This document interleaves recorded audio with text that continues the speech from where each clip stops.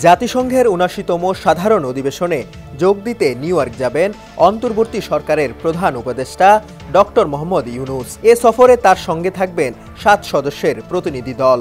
আগামী ২২-২৭ সেপ্টেম্বর পর্যন্ত এ সফরে থাকবেন তিনি। ৭ সদস্যের প্রতিনিধি দলের মধ্যে রয়েছেন ডক্টর ইউনূসের মেয়ে দিনা আফরোজ ইউনূস, এসডিজি বিষয়ক মুখ্য সমন্বয়ক লামিয়া মোর্শেদ, অন্তর্বর্তী সরকার গঠিত বাংলাদেশের বিদ্যমান অর্থনৈতিক অবস্থার শ্বেতপত্র প্রণয়ন কমিটির প্রধান দেবপ্রিয় ভট্টাচার্য, দ্রিকের ব্যবস্থাপনা পরিচালক শহীদুল আলম, প্রধান উপদেষ্টার বিশেষ সহকারী মাহফুজ আলম, প্রধান উপদেষ্টার একান্ত সচিব সাব্বির আহমেদ, বেসরকারি ব্র্যাক বিশ্ববিদ্যালয়ের শিক্ষার্থী আয়েশা সিদ্দিকা তিথি।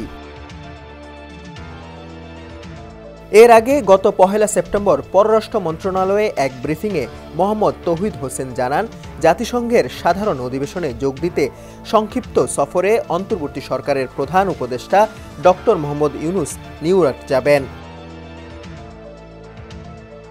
এ সময় তৌহিদ হোসেন বলেন, প্রধান উপদেষ্টা জাতিসংঘের সাধারণ অধিবেশনে যাচ্ছেন সেটার সিদ্ধান্ত হয়েছে, তবে তিনি খুব সংক্ষিপ্ত সফর করে চলে আসবেন।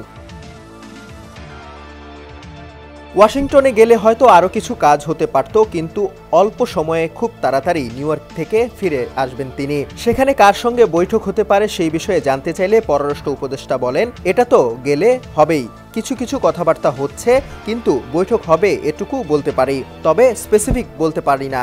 সব ক্ষেত্রে সব হেড অব স্টেট যান এমনটা তো নয়, নিউ ইয়র্কে যে ফরম্যাট সেভাবে হবে, ওয়াশিংটনে তো তিনি যাবেন না।